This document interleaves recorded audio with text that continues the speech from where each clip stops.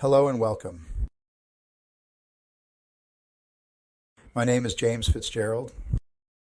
I am a Vermont state licensed clinical mental health counselor in private practice as the owner of James Fitzgerald Therapy, PLLC, located in South Burlington, Vermont. I am a national certified counselor by the National Board of Certified Counselors. I am an active member in good standing in the American Counseling Association. I am a member of the Vermont Counseling Network. I am a certified life coach and certified health and wellness coach. My health and wellness program is called Strengthening Your Conscious Self. In this video, I want to discuss what you can expect from me as your counselor, including the ethical guidelines that guide our work together. Understanding these guidelines helps ensure our sessions are safe, professional, and effective. As a mental health counselor, I adhere to strict ethical, legal, regulatory, and professional standards. These standards are designed to protect clients and foster a secure environment where healing and personal growth can occur. Standards are governed by the following entities: the American Counseling Association Code of Ethics, the American Mental Health Counselors Association Code of Ethics, Vermont State Board of Allied Mental Health Professionals Regulations, Vermont Office of Professional Regulation, Vermont Secretary of State Statutes, Commercial Insurance Payers, and the Office of Medicare Services. Thorough documentation of all aspects of mental health treatment is essential. It provides concrete evidence of the necessity and efficacy of treatment beyond just a diagnosis or opinion. Documentation must be objective and measurable, and humanistic and sensitive to individual needs.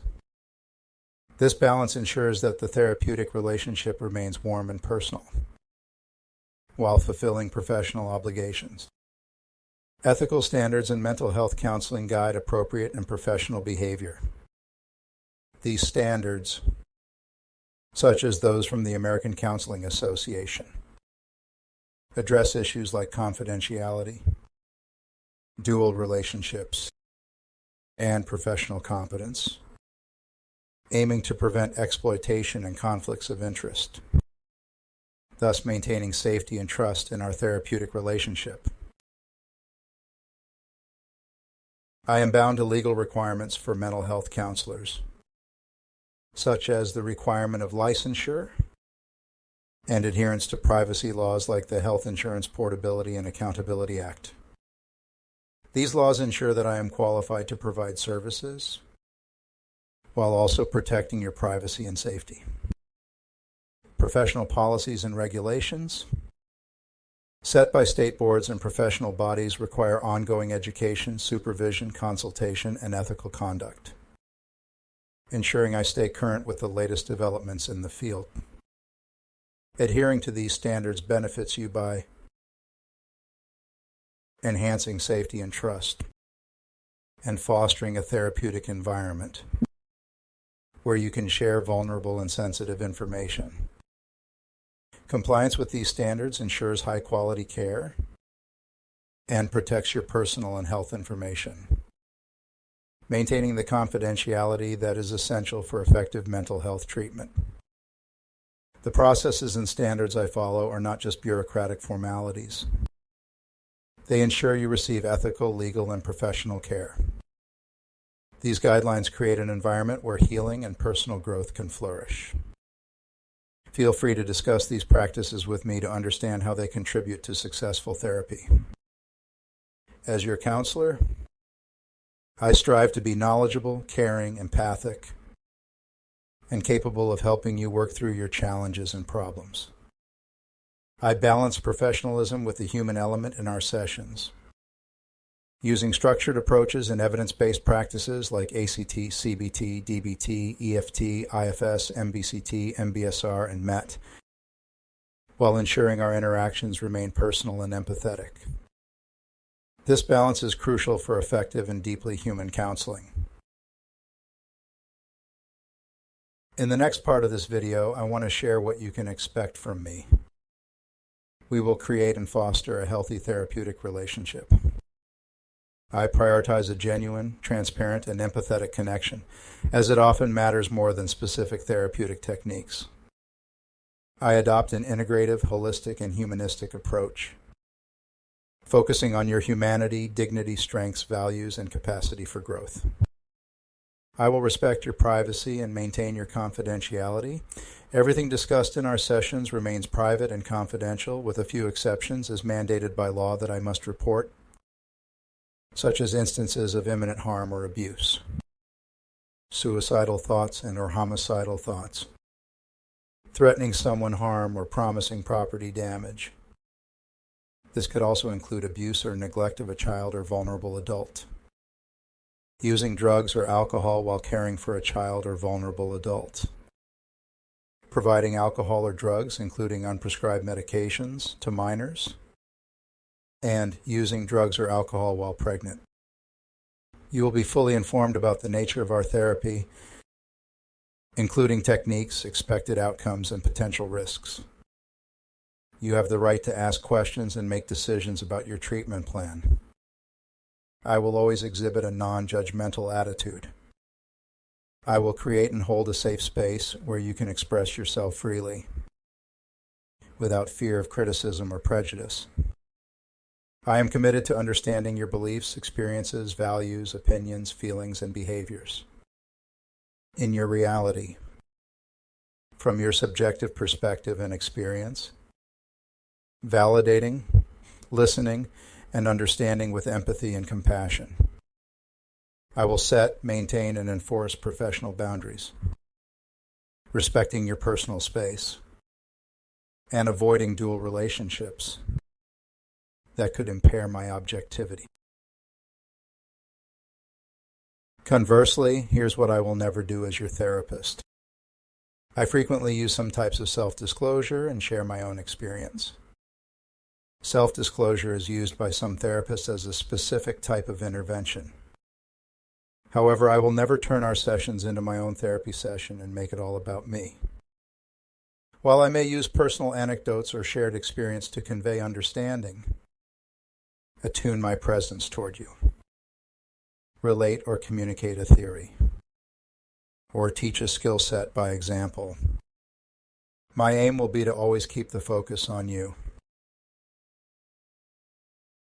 Any breaches of confidentiality, or when I share your information with third parties, will be documented in your chart and reported to you upon request. I will never disclose your personal protected health information without your consent, except in situations required by law. You will be required to sign the informed consent, which describes the rules of confidentiality in one section of the agreement to therapy. I will never exploit our therapeutic relationship for personal gain. Your well-being is my primary concern. I will never engage in any form of inappropriate relationship, including romantic or sexual relationships, as these are unethical, immoral, and violate professional boundaries. I will never discriminate against you based on race, ethnicity, gender, sexual orientation, religion, disability, or any other characteristic. I am committed to providing equitable and inclusive care. I won't neglect my ethical responsibilities for compliance and will remain compliant with legal laws and regulations and regulatory rules and guidelines. I will stay updated with the latest research and best practices, seek supervision or consultation when needed, and ensure I am fit to practice. My commitment to you is to provide a safe, respectful, and supportive environment where you can work towards your goals. I adhere to strict ethical guidelines to ensure our work together is both effective and professional. If you ever have any concerns or questions about our therapy or my conduct, please feel free to bring them up. Your comfort and trust are crucial to our success. In the next part of this video, I want to discuss the importance of documentation. Your understanding of the importance of documentation in therapy is essential and benefits both of us. Documentation helps objectively monitor your progress and setbacks, track the effectiveness of interventions, and ensure everyone involved in your care is on the same page. It is also necessary for audits by third parties like insurance companies and accreditation reviews. Documentation begins with the first session and continues throughout your therapy journey. This includes documenting assessments, forming a diagnosis, developing an integrative summary, creating a treatment plan, writing progress notes, completing regular outcome measures, revising the treatment plan as needed, and writing a discharge summary. By following sound documentation procedures, we create a comprehensive record of your therapy, validating your diagnosis, communicating the medical necessity of services, supporting therapeutic effectiveness, addressing appropriateness of services, providing continuity of care, and evaluate outcomes. Most insurance companies do not cover counseling solely for personal growth, unless it addresses a diagnosable mental health condition. Personal growth counseling is typically an out-of-pocket expense and often falls under life coaching services.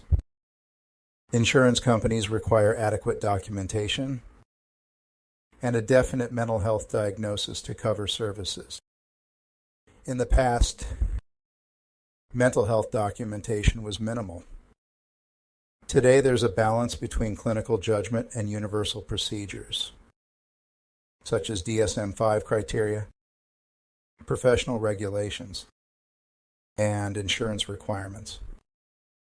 Your input is now crucial in formulating, following, and revising the treatment plan. Insurance companies and accreditation agencies rely on written documentation from the therapist to determine the effectiveness of services.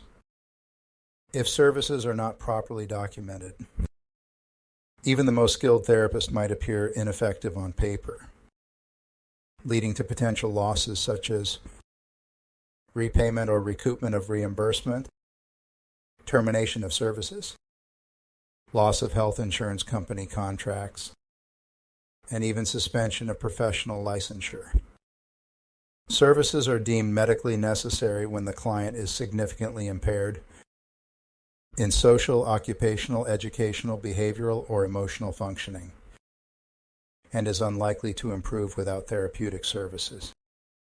Just having a diagnosis is not enough. There must be documented impairments. By understanding and reviewing the documentation, clients can be more engaged in their treatment process, ensuring all necessary steps are taken to provide effective and accountable care. For the next part of this video, let's dive into the key areas covered by my compliance practices. These practices are essential for ensuring our smooth and effective therapeutic journey. Our first few meetings will focus on establishing a strong therapeutic relationship. In these sessions, my hope is to develop our connection, attunement, trust, honesty, transparency, and rapport. During our first sessions, I will gather important information from you. I will share details about my credentials, work history, clinical experience, formal education, and additional training. We'll discuss your presenting problems and long-term goals for therapy. I'll explain privacy and confidentiality agreements, health insurance guidelines, ethical standards, non-discrimination policies, and dual relationships. We'll verify your insurance coverage, eligibility, benefits, copays, deductibles, and other related matters.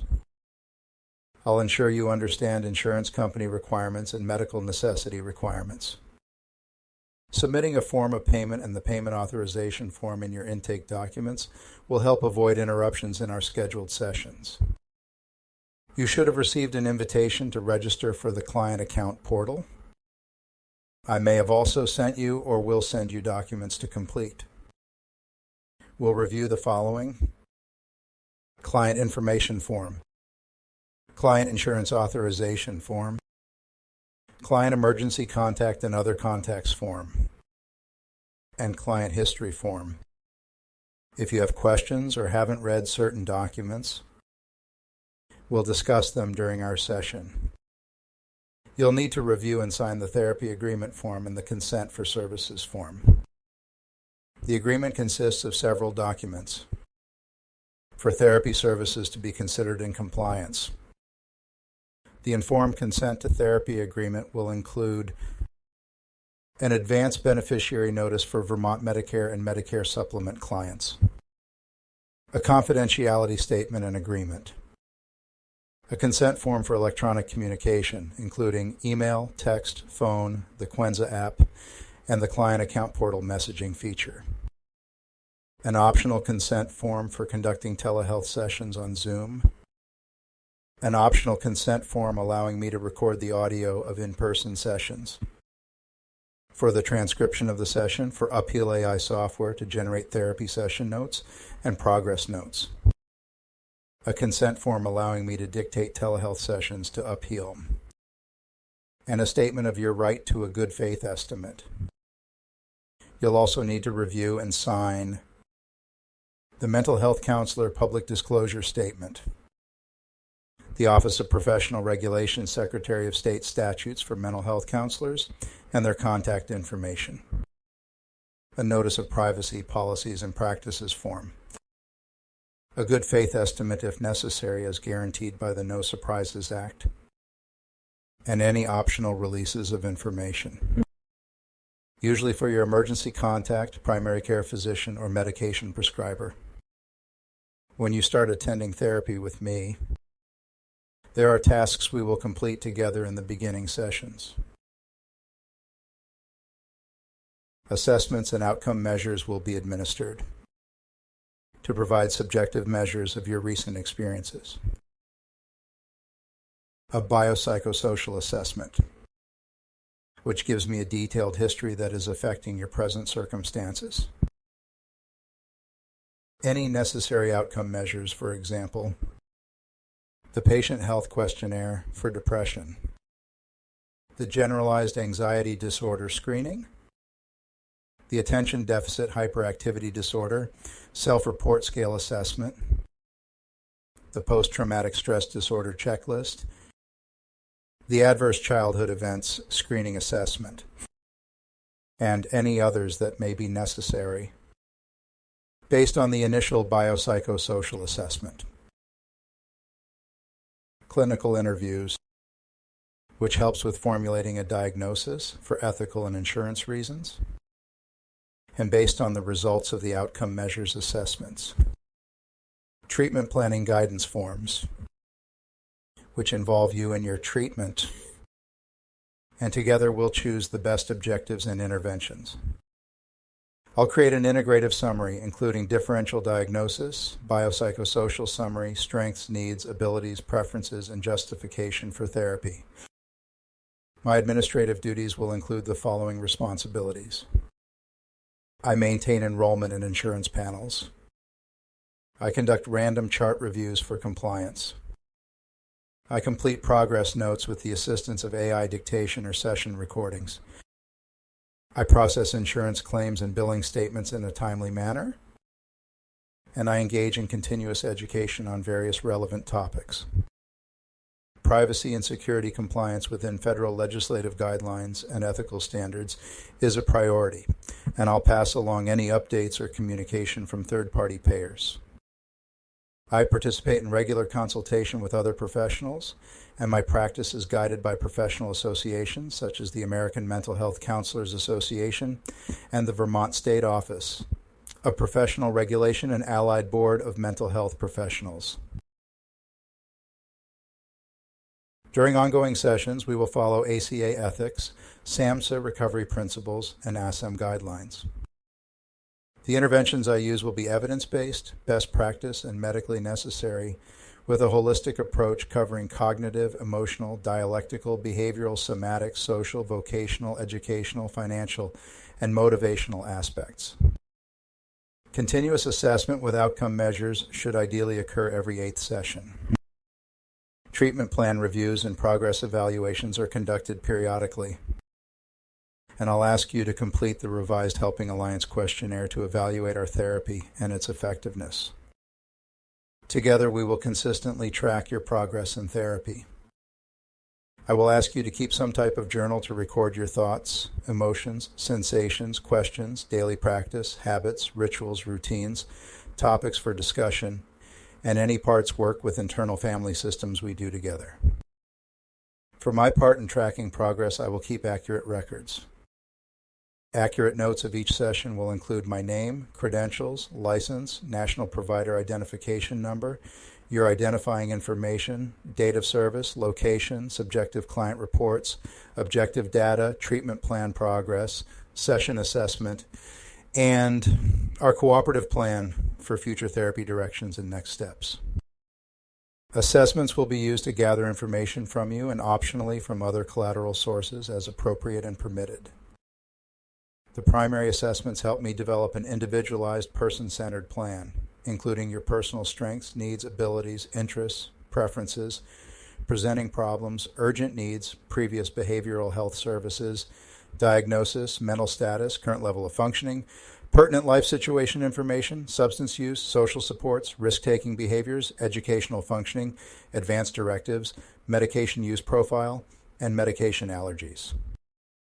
The primary assessment then gets written into an integrative and holistic interpretive summary, which is used in developing your treatment plan and identifying any co-occurring disabilities or disorders that should be addressed. By understanding these practices and participating in your treatment journey, you reinforce a partnership built on trust and mutual respect.